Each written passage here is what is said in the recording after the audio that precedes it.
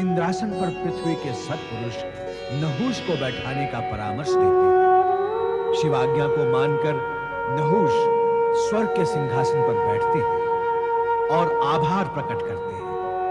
ये ज्ञात होने पर कि इंद्र मान सरोवर में कमल नाल के भीतर शिव आराधना कर रहे हैं, शची वहां जाकर इंद्र के पास रहने का आग्रह करती है, किंतु इंद्र अपनी शपथ देकर उसे लौटा देते हैं। उधर सुवर्चा पुत्र पिप्पलाद को शिवगण को सौंपकर कैलाश धाम पति दधीचि से जा मिलती है।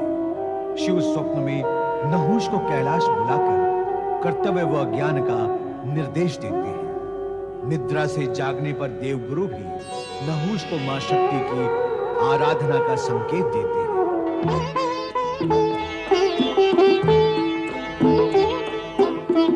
प्रणाम मां। आप शिव संगिनी हैं माता। मैं अपने आराध्य भगवान शिव के दर्शन के लिए वह उनकी पूजा आराधना के लिए तरस रहा हूं। आप ऐसा कोई उपाय करें माता कि मैं अपने उस नित्य नियम का पालन कर सकूं।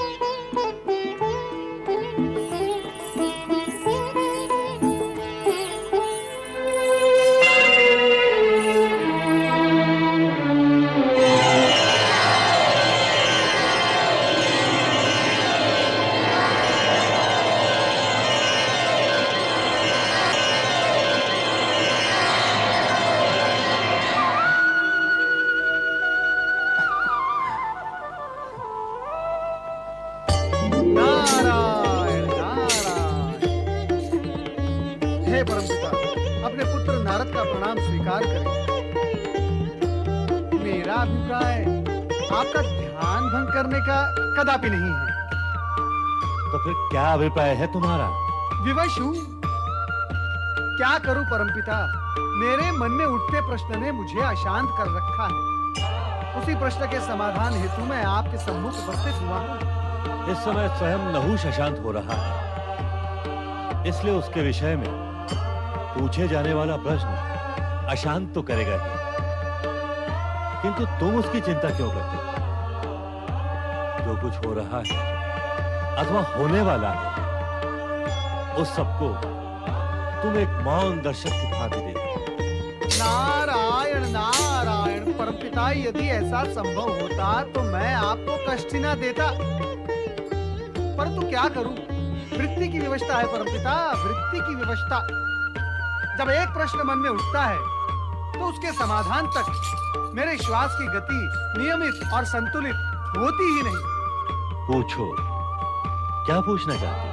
परमपिता, मैं ये पूछना चाहता हूँ कि क्या नहुष अपने जीवन के अंत तक स्वर्ग के सिंहासन पर आसीन ही रहेगा?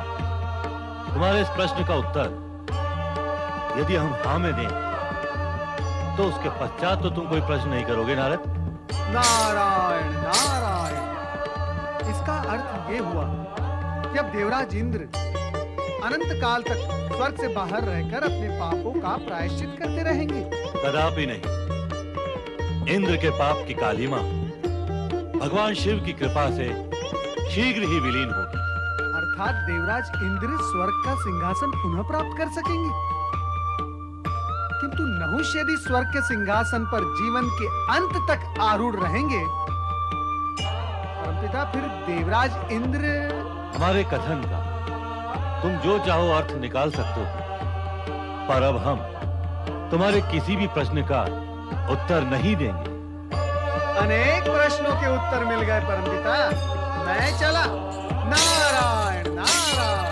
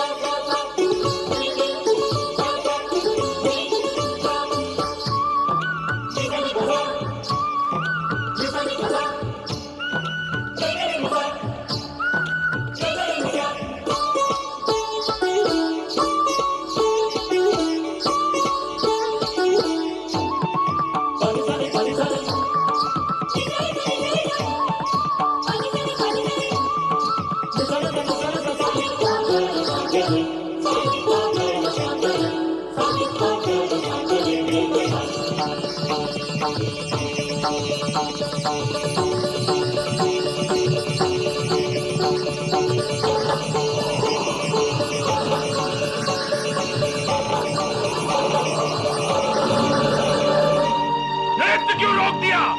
क्या बात है? नृत्य क्यों रुक गया?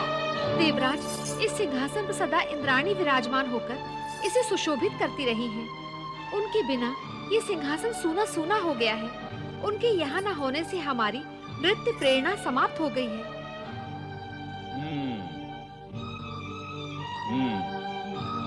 तुम जा सकती हो।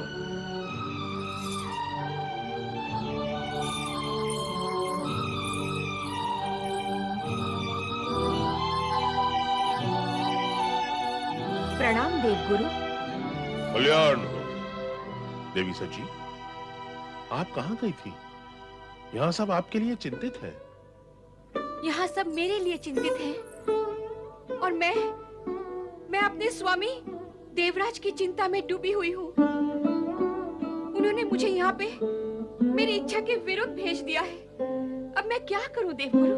अर्थात तुम मानसरोवर गई थी, वहां से लौट रही हो? देवगुरु, आपने तो मुझे स्वामी की दुर्दशा के विषय में कुछ भी नहीं बताया।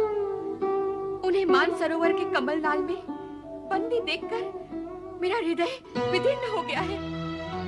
मैं उनके साथ रहना चाहती थी, परंतु नहीं देवी नहीं, आपका वहां जाना और वहां रहने का आग्रह दोनों ही उचित नहीं है। क्या मेरे अपने स्वामी के पास रहना उचित नहीं? परिस्थिति को समझने का प्रयत्न करो देवी सची। देवराज इंद्र वहां प्रायश्चित व तपस्या करने गए हैं। यदि मोह माया उनकी साधना में बाधक होगी तो क्या वे अपने लक्ष्य तक पहुंच पाएंगे? तो अब मुझे क्या करना होगा देवगुरु? आपको इंद्रदेव की अनुपस्थिति में स्वर्ग में रहकर ही प्रतिक्षण एक नई परीक्षा देनी होगी। इस समय मैं आपको सावधान होने के अतिरिक्त अन्य कोई परामर्श नहीं दे सकता। माता शक्ति की भक्ति ही अवश्य तुम्हें इस दुविधाजनक स्थिति से उबार लेगी। तब तक तो देवी धैर्य ही धारण करना होगा। नारायण नारायण जय जय ब्रह्मदेव। नारायण नारायण। जय जय ब्रह्मदेव। प्रणाम गुरुदेव।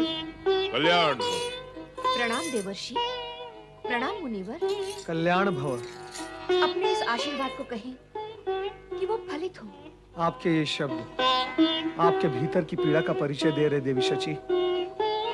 इससे पहले मैंने आपको इतना उदास कभी नहीं देखा।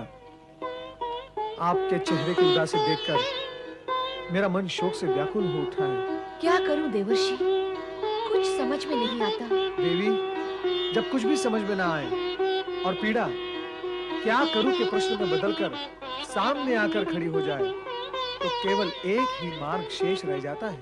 वो क्या? भगवान भोलेनाथ और माता शक्ति पर आस्था रखना। इन पर आस्था रखें, शीघ्र ही देवराज इंद्र के साथ आपका पुनर्मिलन होगा।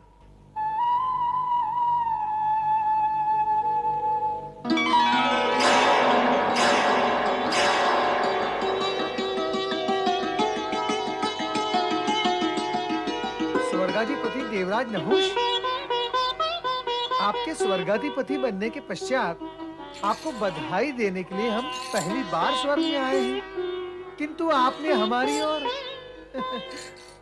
देखा तक नहीं। नारायण नारायण। क्षमा करें देवर्षि और मेरा प्रणाम स्वीकार करें। देवगुरु बृहस्पति को भी मेरा प्रणाम निवेदन है। कल्याण हो। देवी सची, देवराज नहुष से भेंट का संभवतः यह आपका पहला अवसर है। प्रणाम प्रणाम देवगुरु। देवगुरु, मैं अकेले में आपसे कुछ निवेदन करना चाहता हूं। नारायण नारायण। देवराज नहुष, आप देवगुरु से मनचाहा वार्तालाप करें, किंतु हमारी बधाई स्वीकार कर हमें विदा करें। प्रणाम गुरुदेव। तनिक ठहरे देवर्षि, आप हमारे सम्मुख पहली बार स्वर्गलोक आए हैं। हमें स्वागत सत्कार का अवसर तो दें। नारायण नारायण। देव गुरु के दर्शन हो गए, आपसे मिलन हो गया, बस मन आनंदित हो गया। क्या सत्कार में अधिक आनंद होता है? नारायण नारायण, जय जय ब्रह्मदेव, नारायण जय नारायण। जय ब्रह्मदेव। मित्र नारद, इतने अधिक समय के पश्चात आपसे मिलन हुआ है और आप इतना शीघ्र जा रहे हो। थोड़ा समय मेरे साथ भी बिताओ, मुझे भी तुमसे बहुत कुछ कहना है। मित्र पर्वत, तनिक ध्यान पूर्वक विचार करो। तुम्हें भी लगेगा कि स्वर्ग का वातावरण परिवर्तित हो गया है।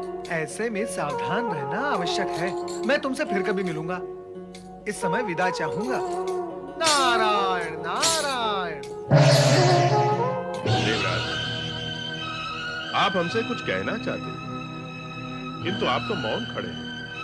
कहे, क्या कहना चाहते हैं? हम आपसे कुछ समय पश्चात मिलेंगे देवगुरु।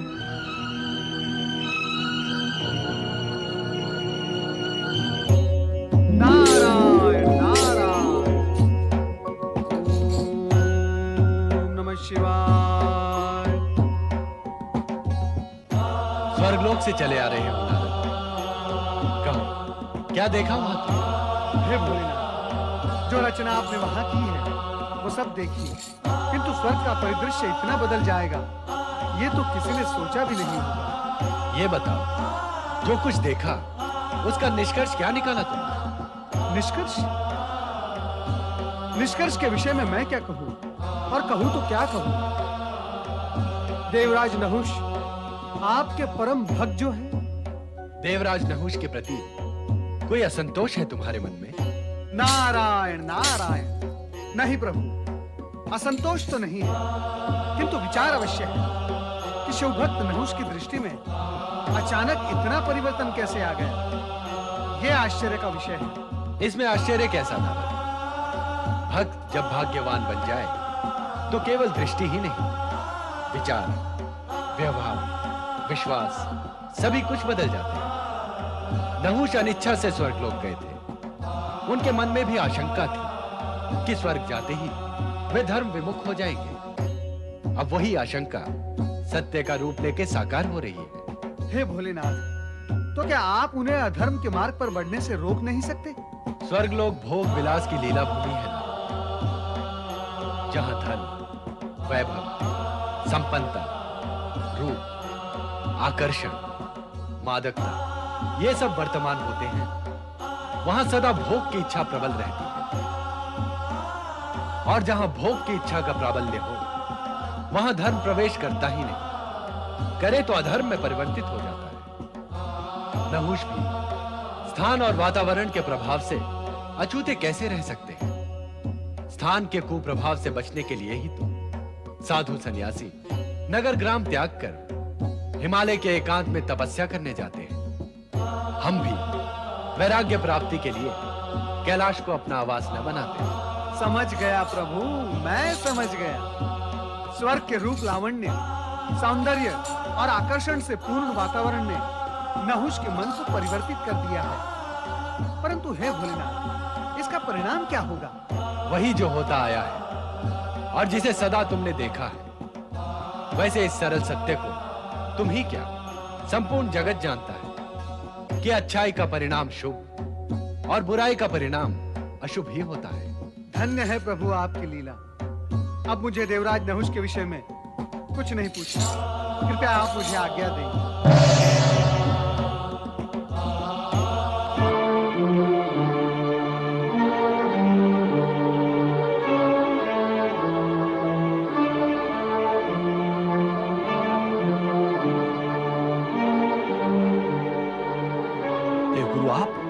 हाँ महाराज नहुष, आपके मन में उद्वलित द्वंद्व को मैं कुछ कुछ जान रहा हूं। देव गुरु के नाते यह मेरा कर्तव्य है कि आपकी व्यग्रता का समाधान करूं।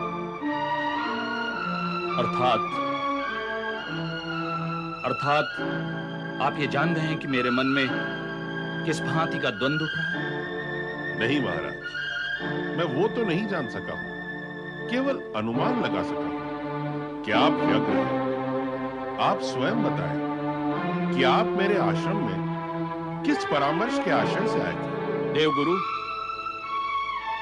यदि आप हमारे मन की स्थिति को जानना चाहते हैं तो सुने। हम ये जानना चाहते हैं कि स्वर्ग के सिंहासन पर बैठने वाले देवराज का इंद्रानी सची पर भी अधिकार है अथवा नहीं। बस हम यही बात आपसे पूछना चाहते हैं।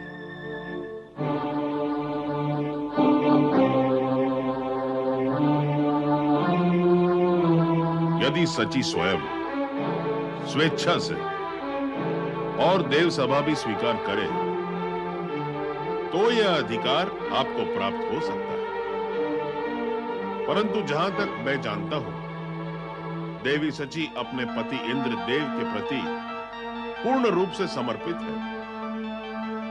वो अन्य किसी पुरुष की पत्नी बनना स्वीकार नहीं करेगी। और यदि हम अपने अधिकार का प्रयोग करें तो स्वर्ग और स्वर्ग में रहने वालों पर असुरों ने अनेक बार बल प्रयोग किया, परंतु हर बार उन्हें स्वर्ग से पलायन करना पड़ा। आप जैसा धर्मात्मा, नीतिवान, न्यायप्रिय महापुरुष असुरों के समान बल प्रयोग करे, इस पर मैं विश्वास नहीं कर सकता। हम आपके विश्वास की रक्षा करेंगे देवगुरु, और वही करेंगे जो हमारे योग्य हो। मैं और समस्त देवगण आपसे यही आशा रखते हैं। मुझे आज्ञा दें।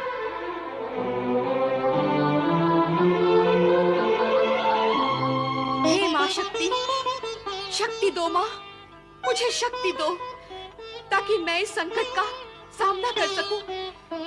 पति की आज्ञा के कारण मैं स्वर्ग लोक लौटने के लिए विवश हो गई हूँ, परंतु हे जगदेश्वरी, भुवनेश्वरी, मातेश्वरी, तुम्हें कोटि कोटि प्रणाम। देवी सची, आप भयभीत न हो और चिंता का भी कोई कारण नहीं है। मां शक्ति की कृपा से आप कभी वंचित नहीं हो सकते। मैं जानता हूं कि नहुष की वेदक दृष्टि से तुम भयभीत हो गई हो, किंतु यह आश्वासन दिलाता हूं कि महाराज नहुष तुम पर बल प्रयोग नहीं करेंगे। फिर भी तुम पर आए हर संकट का सामना तुम्हें अत्यंत चतुराई और कूटनीति से करना होगा। मुझे पूर्ण विश्वास है कि नहुष की कामनाओं की विस्फोट का सामना तुम दृढ़ता से कर सको। तुम्हारा कल्याण हो।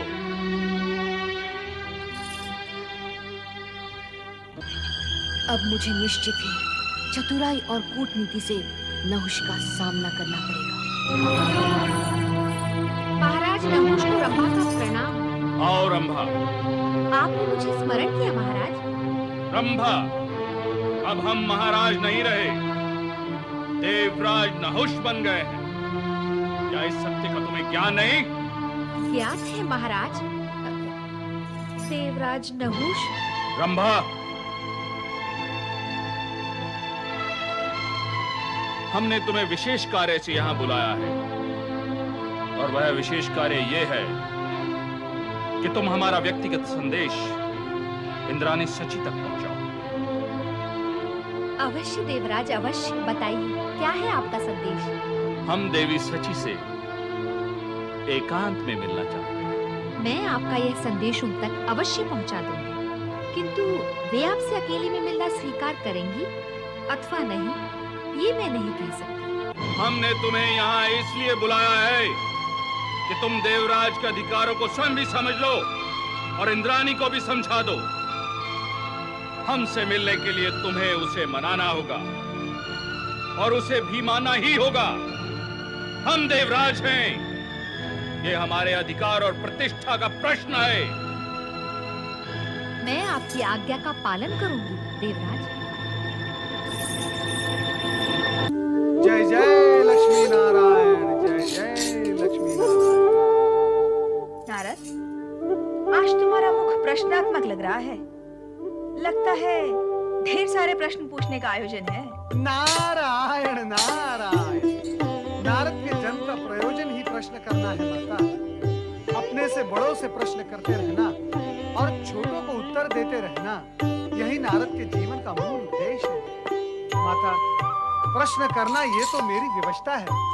नारद, प्रश्न पूछने से पूर्व ही हमारी प्रशंसा भी कर दी। चतुर तो तुम हो ही। कहो, क्या प्रश्न पूछना चाहते हो? कहीं तुम देवराज बने नहुष के विषय में तो नहीं जानना चाहते? नारायण नारायण, अंतर्यामी तो आप हैं ही, अब अधिक मैं क्या कहूं? क्या भगवान शिव से इस विषय का समाधान पाकर भी तुम्हें संतोष नहीं हुआ नारद? नित्य नवीन जिज्ञासाएं मन के उपवन में जन्म लेती रहती हैं प्रभु। मैं नहुष के विषय में नहीं, पतिव्रता देवी शची के विषय में चिंतित हूं। क्या वे नहुष के मन में उठती हुई कामनाओं को शांत कर पाएंगी? तुम्हारी चिंता अकारण है नारद। नारी पतिव्रता हो और मन में ठान ले कि किसी भी पराये पुरुष की छाया को भी अपने शरीर से स्पर्श नहीं करने देगी, तो उसके इस निश्चय को विधाता भी नहीं डिगा सकता। और फिर मां शक्ति की कृपा और पतिव्रत्य का बल शची के साथ है, तो फिर चिंता कैसी नारद? किंतु भगवान, नहुष के मन में मलिनता समा चुकी है। हम जानते हैं और यह भी सत्य है कि कामनाओं के वशीभूत होकर यदि नहुष ने अनैतिक और अनुचित आचरण किया तो उसका पतन निश्चित है। और इससे अधिक तुम क्या जानना चाहते हो नारद? कुछ नहीं प्रभु, कुछ नहीं। मेरा समाधान हो गया, अब आप मुझे आज्ञा दें। नारायण नारायण। स्वामी, नहुष क्या सची को अपनी जीवन संगिनी बनाना चाहता है? किसी के कुछ भी चाहने और इच्छा करने से क्या होता है देवी लक्ष्मी? होता तभी है जब इच्छा और कामना का धरातल नैतिक, न्याय संगत और समुचित हो।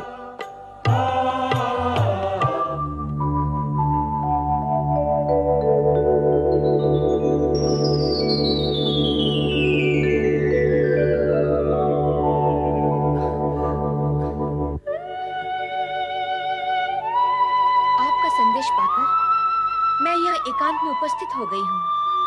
कहिए देवराज नहुष, क्या आज्ञा है मेरे लिए?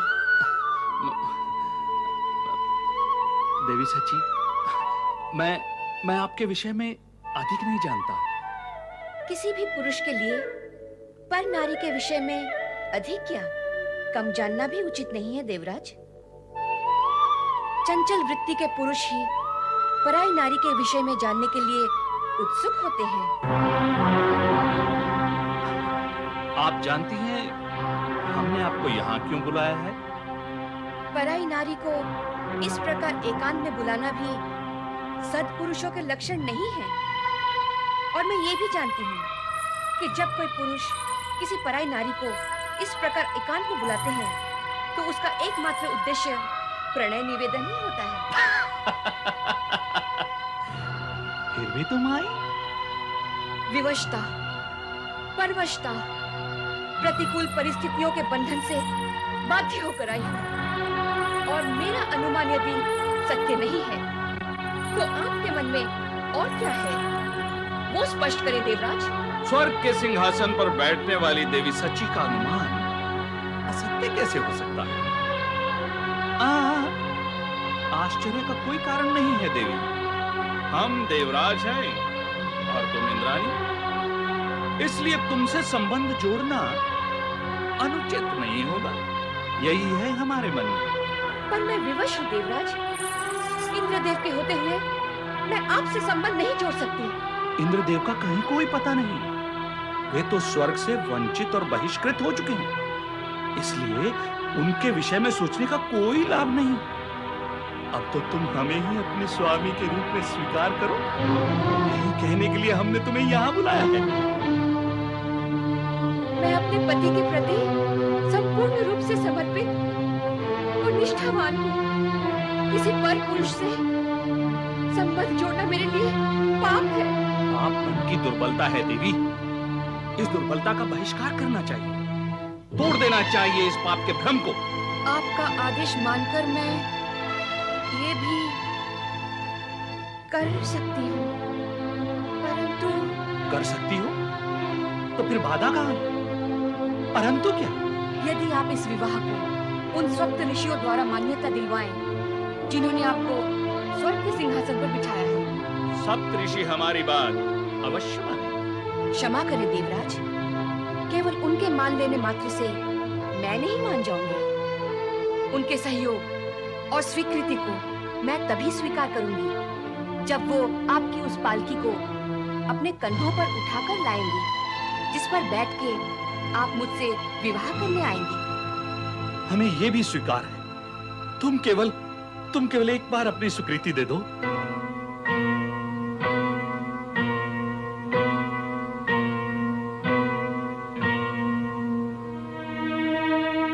यदि आप सप्त ऋषियों द्वारा उठाई गई पालकी में बैठकर मुझसे विवाह करने आएंगे, तो मैं आपकी इच्छा और कामना को कैसे अपमान कर सकती हूँ देवराज? मैं आपकी कामना अवश्य पूर्ण करूंगी। इसे आप मेरी स्वीकृति माने। मैं इस कार्य को शीघ्र पूर्ण करूंगा देवी सची। हमारा धैर्य अब अपनी सीमा का उल्लंघन करने का हठ कर रहा है देवी सची।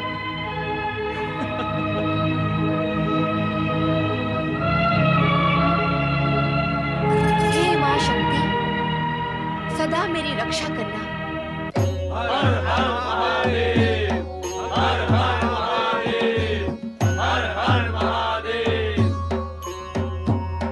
देवादिदेव, हमारे सम्मुख एक विकट धर्म संकट आ पड़ा है। आपके आदेश से जिस मानव सम्राट नहुष को हमने सदैव स्वर्ग पहुंचा, उसे देवराज इंद्र का सिंहासन दिलाया, वही अब हमें अपना प्रीत दास समझकर स्वर्ग बुलाया। आप ही बताएं हमें क्या करना चाहिए। नहुष ने वो नहीं किया जो हमने उससे करने को कहा था। उसने वो किया जो हमें कभी प्रिय नहीं लग सकता। अप्रिय कर्म करने वाला प्राणी हमारा प्रिय कैसे हो सकता है? वो वासना और चरित्रहीनता के दलदल में फंस गया है। ऐसा प्राणी हमें अप्रिय लगता है। हमारे लिए क्या आज्ञा है भगवान? दुष्ट को दंडित करने के लिए आज्ञा की क्या आवश्यकता है? जिसे मर्यादा का ध्यान नहीं, उसका ध्यान रखने की क्या आवश्यकता है? जिसे चरित्र से प्रेम नहीं, उससे प्रेम कौन करेगा? जो धर्म का पक्षधर नहीं, उसका पक्ष कौन लेगा? जो नीति के विरुद्ध आचरण करे, उसका विरोध तो सभी करेंगे। अतः ऐसी स्थिति में आप सभी उसके साथ वही व्यवहार करें जो समय, नीति, न्याय, धर्म और लोक व्यवहार कहता है। किंतु क्या ऐसा व्यवहार करके हम आपकी इच्छा का विरोध नहीं करेंगे? यही दुविधा हमें आप तक ले आई। ऋषि अत्रि, आपकी दुविधा का उत्तर हम दे चुके हैं। एक बार पुनः स्पष्ट कर देते हैं कि मान उसी का रखा जाता है जो दूसरों का मान रखता है। जो प्राणी सावधान करने पर पतन का मार्ग अपनाए, वो निश्चित रूप से दंड का अधिकारी है। हम आप सबको निर्देश देते हैं कि आप अपनी दुविधा का त्याग कर अपने कर्तव्य का पालन करें। जैसी आपकी आज्ञा भगवान।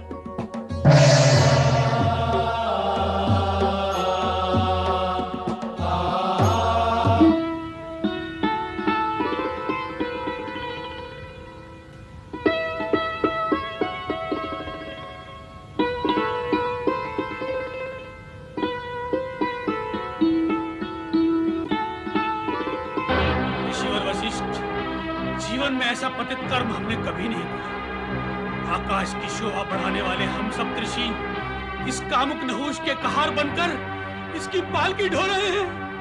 हमने नहुष को स्वर्ग के सिंहासन पर बिठाया और उसने हमें इस दुर्गति पर पहुंचाया कि आज पालकी पर हम उसे बिठाकर ढो रहे हैं। हमें इंद्राणी सच के पास पहुंचने की शीघ्रता है और तुम पग ना उठाकर आपस में वार्ता कर रहे हो। लाज नहीं आती है तुम्हें? नहुष, हम तेरे सेवक नहीं हैं। हमें कहता है, अरे लाज तो तुझे आनी चाहिए। तू अपने पूज्य ऋषियों का अपमान कर रहा है उन पर सवारी करके। सर्प गति से चलो, सर्प गति से, अन्यथा हम तुम्हें दंडित करेंगे। सर्प गति से, सर्प सर्प सर्प सर्प सर्प गति से। नहीं, तीव्र गति से चलना संभव नहीं। सर्वथा नहीं, हमारे लिए सर्प गति से चलना संभव नहीं। क्या कहा? सर्प गति से नहीं चल सकते। मेरी आज्ञा का उल्लंघन। हे कृतघ्न दुष्ट नहुष, तूने हम सप्तर्षियों का घोर अपमान किया है। सर्प गति से न चलने पर हमें ठोकर मारी है। जा, मैं तुझे श्राप देता हूँ। तू इसी समय सर्प बन जा और स्वर्ग से पतित होकर नरक में निवास कर। हाँ हाँ, सर्प बनकर नरक में निवास कर।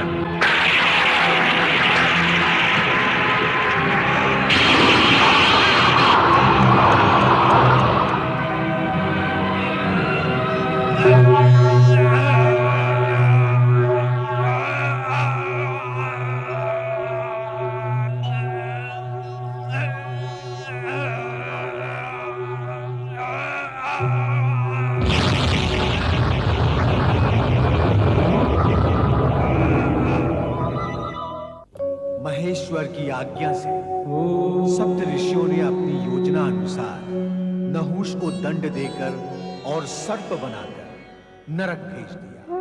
इससे दुराचारी को दंड अवश्य मिल गया, किंतु शची का मन अपने पति की चिंता में अब भी व्याकुल ही था।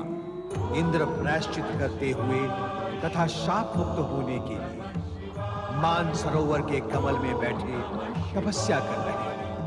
ओम नमः शिवाय, ओम नमः शिवाय।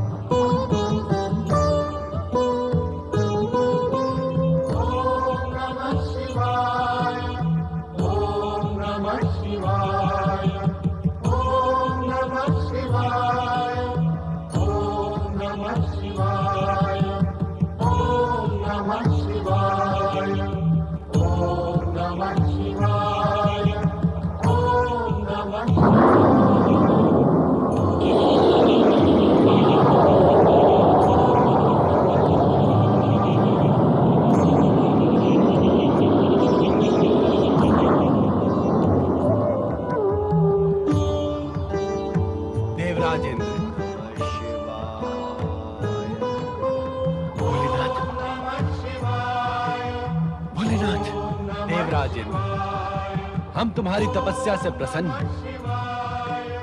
तुम्हारा प्रायश्चित पूर्ण हुआ।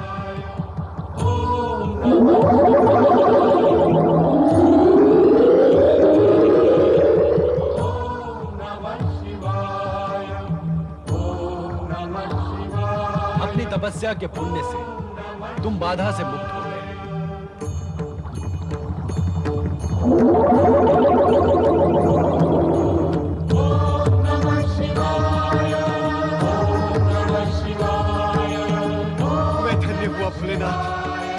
मैं धन्य हुआ। मुझे अटूट विश्वास था कि मुझे आपकी कृपा अवश्य प्राप्त होगी। मैं धन्य हुआ भगवान, मैं धन्य हुआ। तपस्या तो सदा फलदायी होती है देवता। तपस्या का फल निश्चित है। अब तुम स्वर्ग जाकर उन्हें वहां की व्यवस्था सुधारो।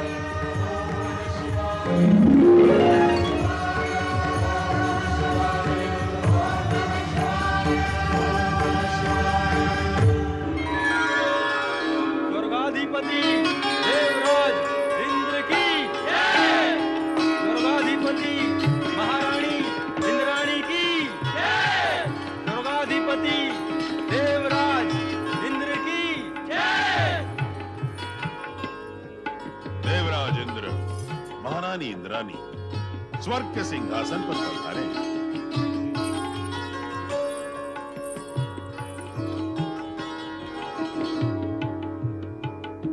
भगवान शिव और माता शक्ति की कृपा से आप घोर संकट से मुक्त हुए। अब धर्म और न्याय पूर्वक स्वर्ग का शासन करें और संभालें अपना वज्र। बधाई हो देवराज इंद्र, बधाई हो देवी शची, बधाई हो। भगवान भोलेनाथ की असीम कृपा से आप अत्यंत कठोर और कठिन परीक्षा में उत्तीर्ण हुए हैं। आप सत्य कह रहे हैं देवर्षि। ये सब शिव कृपा और मां शक्ति की कृपा से ही संभव हो सका है। मेरे कहे इस सत्य में अब ये सत्य भी आप सम्मिलित कर ले देवराज